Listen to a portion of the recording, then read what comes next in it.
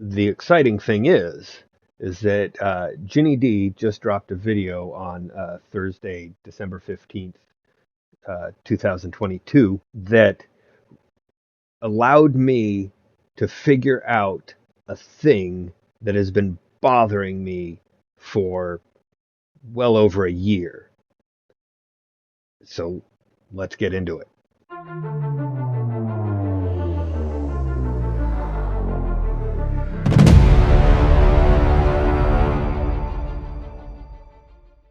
So Ginny D posted her video, "Don't leave your D&D character's personality at level 1." Great video. A lot of insightful things about running your own character and how to develop them through the course of playing them. Just to make it clear, there is absolutely nothing negative towards Ginny D in this video. Her videos are great. The information she provides is fantastic. The quality of production is just amazing, and she's an all around community gem, I guess I would say. Uh, Fantastic YouTuber. Go watch her videos.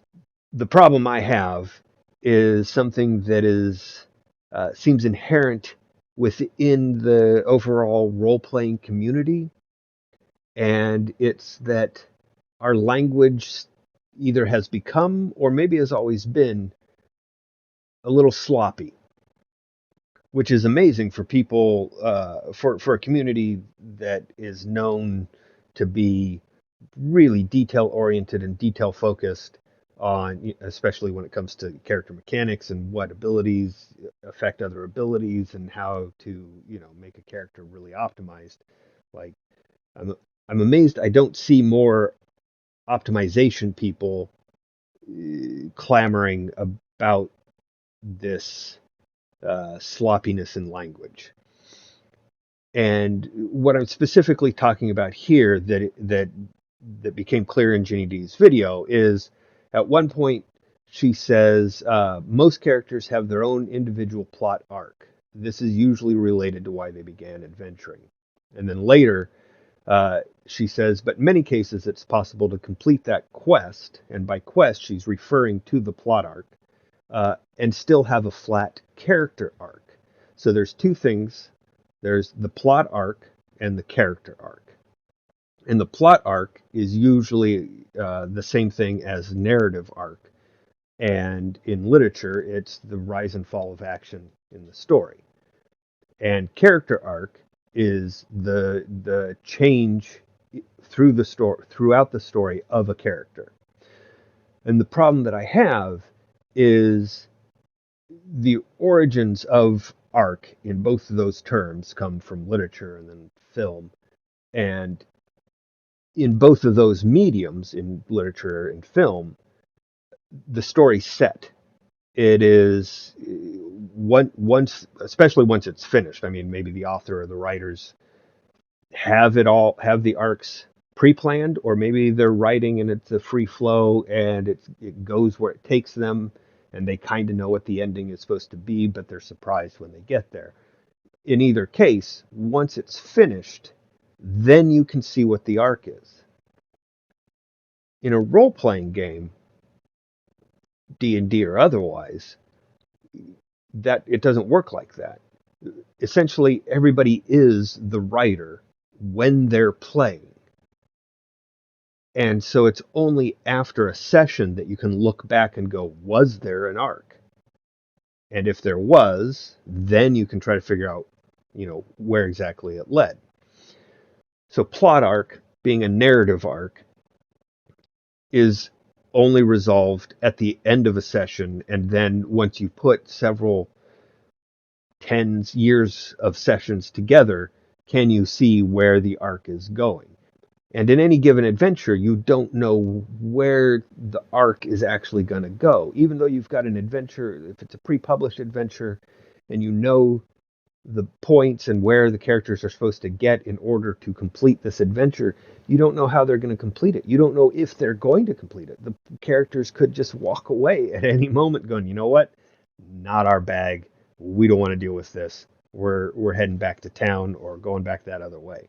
that's why I have a problem with the term. And anytime somebody starts using arc, I my brain immediately starts to fizzle, as if the person saying, "Oh, I've got a great arc in my adventure," means they already know what the players are going to do, which isn't role playing.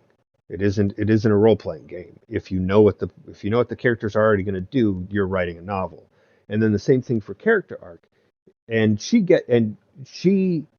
Ginny D comes back to this at the end of her video, and she says, "Remember that you can't control what happens to your character. I think a lot of us make the mistake of coming to the table with our character's entire future arc mapped out already in our heads."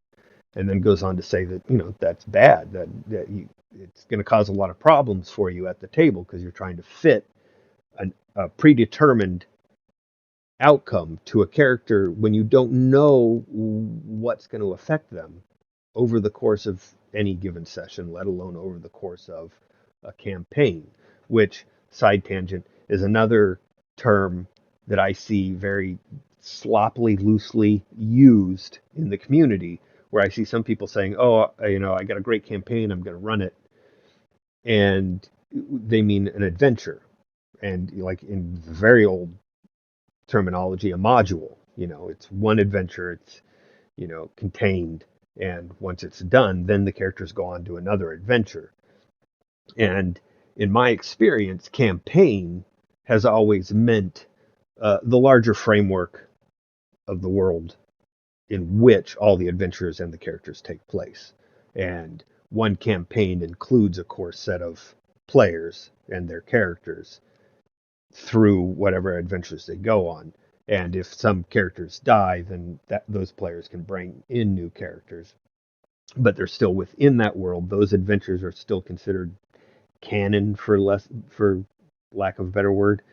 And so it's that continuing storyline as it goes through all the adventures with those sets of characters that are at least related in some way. That's a campaign, but I see it used in a lot of different ways. And I don't want to be a language police because that's not my job, and I don't have that authority, and I wouldn't want that authority. And so part of it is me coming to terms with people are using these terms in different ways than I'm used to. And my suggestion would be is to move away from using arc as a description of an adventure and the plot points that the adventure has, because players can circumvent plot points, or they can hit them dead on the way you expected, or they can take them in a different way than you expected, and then now the story has to change. The outcome ultimately has to change if the players do something that would require the big bad evil guy to change their plans, and now it's not working out the way anybody thought it was going to, at least from the DM's perspective and what they had planned out. And then character arc, the same thing.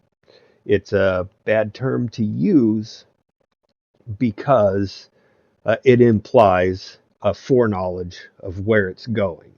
You can say, "Oh, my character had an arc in the campaign that I played," using the the overall system setting way that I just used campaign. My character had a character arc, and it was this. But even then, I don't like arc because it implies a single trajectory.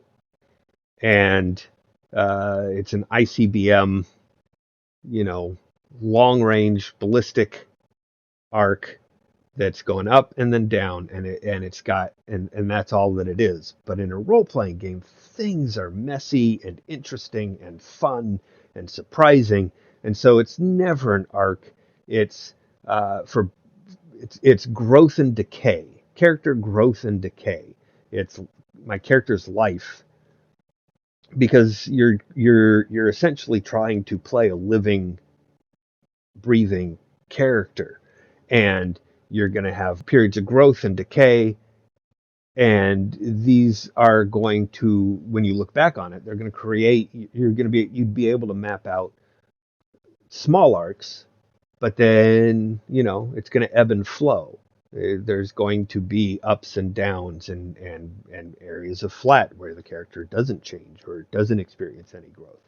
And so, yeah, I think the growth and decay of an adventure or of a story and the growth and decay of a character. And again, it's cyclical, so it's growth, decay, and moments of flat in between those for both the story and the characters. But so, yeah, so I'm really thankful for Ginny D's new video because it really allowed me to wrap my head around what was going on. Because in looking at what she was saying, I could see that when she said plot arc, she was also referring to a quest, and then also character arc.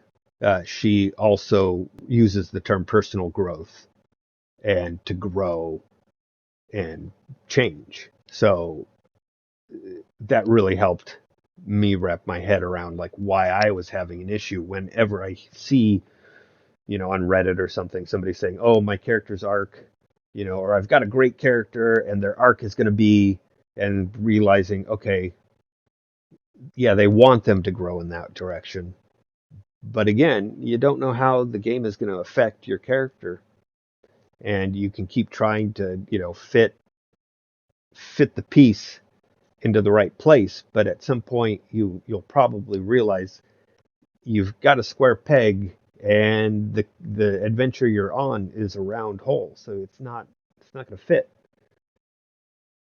And so you're going to either have to change the peg, whittle it down, um, sculpt sides to it, or you're going to have to wait for that adventure to resolve and then at some other point find the right place where your square peg fits. So anyway, yeah, thank you. Check out her videos. They're great. I'll put links in the description for the Don't Leave Your D&D Character's Personality at Level 1 and for her general channel as well. And yeah, have great holidays, and thanks for watching Fizzygoo Gaming.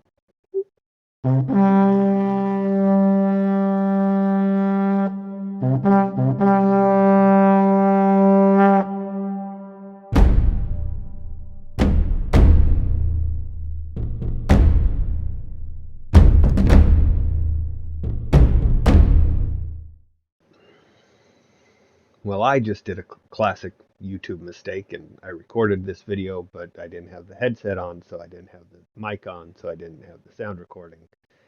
Get in to start to edit, and well, okay, there we go. Have to re-record this thing.